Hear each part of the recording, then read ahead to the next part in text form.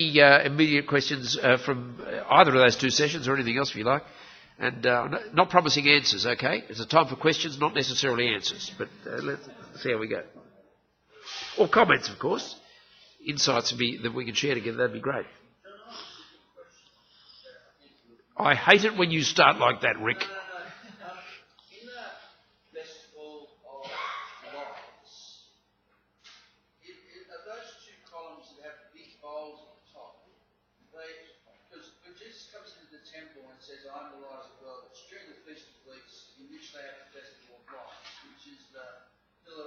Remembers the pillar of smoke on and it speaks of columns that go up with big candelabras at the top with gallons of oil. Are those the two columns that we talked about there? I don't think they are. I'm not sure about that. Has anyone done any work on that? No. The lights in the temple in Jesus' day when he says, "I am the light of the world." Where do you get that they're on pillars? Where did you get that from? Do you remember? Yeah. And there are lights in the temple. There are lights that. Talks about these columns that go up with candles. Yeah. Candles at the top that they set on fire, and they're higher than the temple walls, and they light up the entire temple precinct, and you can see them from a distance. And I think those are from this comment. Okay, I'm not conscious of that in Solomon's temple. I'm not conscious of that happening. There are lights inside the building. Let me just worry. Not a simple question at all. I don't know the answers to it, or it might be a simple question. I still don't know the answer to it. Thanks, mate.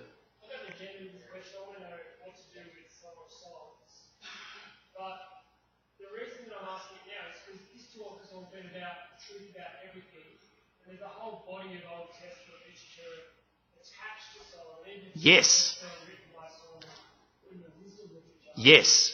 Do you feel like maybe some of the things we've spoken about today might be a bit of a key or a frame to try to make sense of some of those more difficult parts of the wisdom literature, especially Song of Songs? I think we've heard the refrain a few times today, don't get caught up in the details. Everything has a purpose because it's all under that something that God created the world. And what do we do with those parts of Solomon's body of literature that get caught up in the details of a love story or the Proverbs and just... Yep. When I say don't get caught up in the details, don't get caught up in the details when you've got to give a half-hour talk on the passage. By all means, go and dwell on the details. The details are there. Dwell on them. But there's a sort of interplay, isn't there, between stepping back and seeing what is being said and getting into the details. And I think you should do both in studying the scriptures. I think that's absolutely right. So that 1 Kings 4 passage near the end of 1 Kings 4 where it describes Solomon's, with his wisdom, his insight into the world, into life. And that comes it comes to us in his Proverbs. And in one sense, I think Song of Songs is a kind of elaboration on some of the themes in Proverbs, filling out. Now, exactly. I don't know where the difficulty lies here, that out of Solomon, out of God's wise king, you learn about all kinds of things in the world and in life, and human life.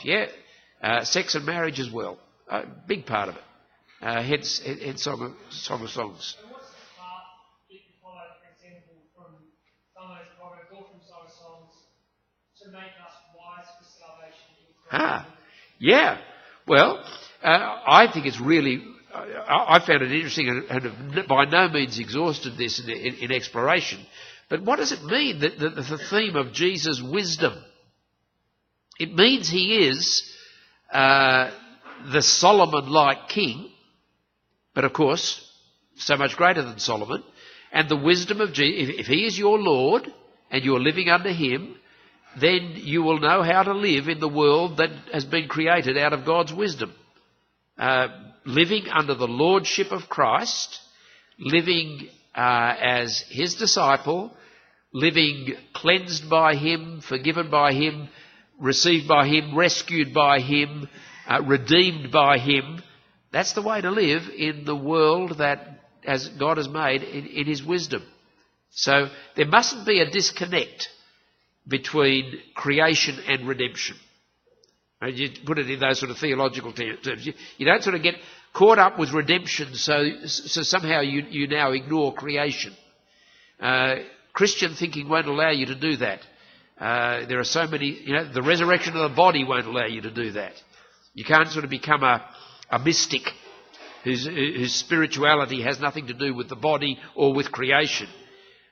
We are redeemed to be God's creatures, as God purposes us to be. Does that help at all? A little bit? Okay. Let's talk further. Yeah. Well, I would preach Song of Songs in the same way as I preach Proverbs, and I'd relate it to the wisdom of the Lord Jesus. There's a lot more to be done there. There are some... who's read something that's really helpful on the Song of Solomon that I'd like to recommend? Go ahead. Yep. Barry's work is, as always, terrifically helpful. There's an American guy called John Woodhouse, which is pretty helpful commentary on some of the songs. Okay. Building on Barry's work, actually. Good. Surname again? O'Donnell. Okay, O'Donnell. There you go. Okay. How far away is this series, mate? You got plenty of time? Indefinitely postponed. Yeah, right. It doesn't help you. It's still really hard to preach Song of Songs, even when you go to the commentary part, because, especially for us, we did a biblical theology thing. Yeah. And Kurt and I have been having this conversation, that's where the agenda has come from. And Curtis suggested preaching like a proverb, just an extended proverb, which I think is helpful. But it's still a pretty hard task. Yeah, it is hard. It is hard, but don't shirk it.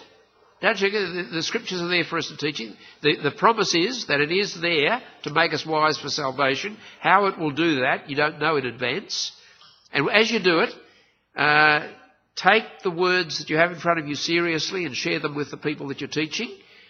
Don't jump too quickly. This is the whole problem with biblical theology. I'm absolutely committed to it, but the problem is that we use it as a shortcut to get a Christian sermon. We sort of jump to Jesus too quickly. Listen to the details of what's in front of you. I've been skirting over details, but you want to listen to the details. And your sermon ought to be a sermon on the Song of Songs and the text before you, not a springboard to get to something that's much more familiar and easy. And you should be learning stuff from the Song of Songs. That'd be a general framework idea. And if in a particular sermon, within a series, provided people are reasonably regular at church, if in a particular sermon you can't quite work out how do I make the Christological connection, I don't worry about that all that much. There must be an implicit Christological connection, and it must be made within the series. But you don't have to every single time say, I've got to... Because the problem with some of our preaching, I'm sure it's not you guys, but the problem with some of our preaching is they all end up in exactly the same place. And the same truth about Jesus. As though the truth about Jesus can be summed up in two sentences that we keep using over and over again. Substitutionary atonement, which I utterly believe and I hope I would go to the stake for. But it's not the only truth about Jesus. It's not the whole truth about Jesus. There's a whole lot more to be said. And one of the things I love wrestling with Old Testament texts is, well, what aspect? See, I find myself thinking about the wisdom of... I don't think I've ever dwelt on the significance of the wisdom of Christ. All the treasures of wisdom are in him. What does that mean? Well, I think Solomon's going to help us to get that. I can't, off the top of my head, do that kind of work with the Song of Solomon, but it will take you to highlight aspects of Christ and his kingdom that you might have otherwise missed. Yep. Talking about connections. Stop me when we should stop, won't you? Yep. Okay, Jeff, would you stop when we should? Yep. Before Rod speaks, let's go.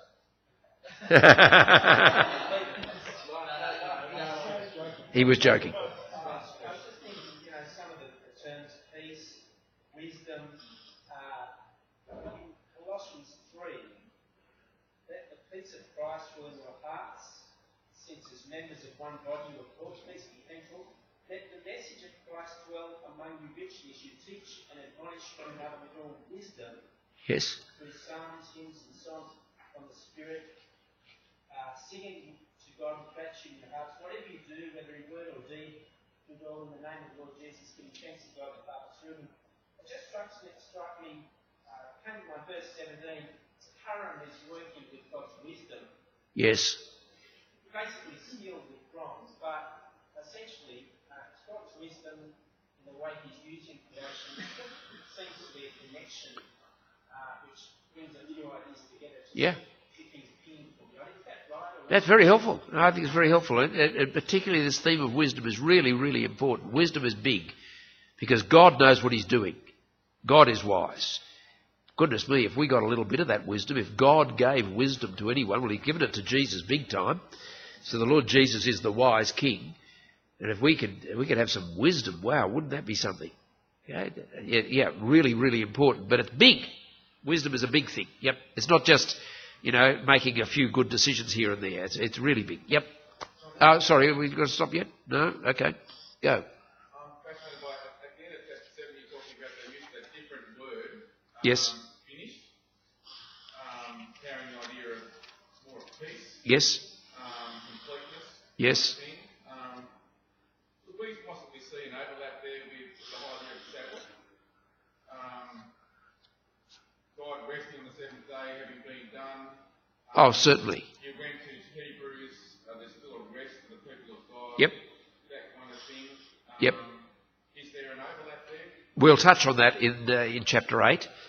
We certainly will. Rest, the promised rest for the people of God, which is caught up with the whole idea of Sabbath, of course. Genesis 2, the goal of creation is rest.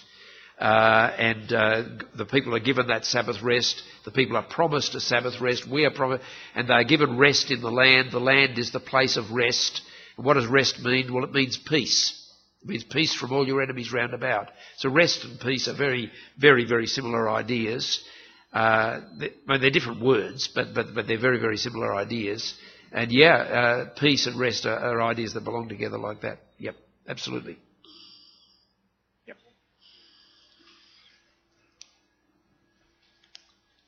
So we'll break into groups now. This afternoon, as we discussed last night, we'll move our evening session forward and then our session in the evening. So if we plan to start at 4 o'clock here this afternoon, so you can grab something before then, and we'll have our session then and then the session at 9.